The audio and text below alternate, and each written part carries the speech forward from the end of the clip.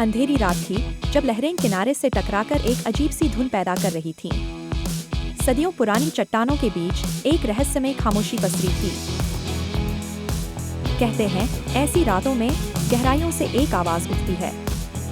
वो आवाज इतनी मधुर होती है कि सुनने वाला खुद को रोक नहीं पाता, खिंचा चला आता है। पर वो मधुरता एक जाल है, एक धोखा। वो जलपरी की पुकार है जो तुम्हें अपने पाताल लोक में खींचने के लिए गाती है। जो एक बार उसकी धुन में खो गया वो फिर कभी वापस नहीं आया।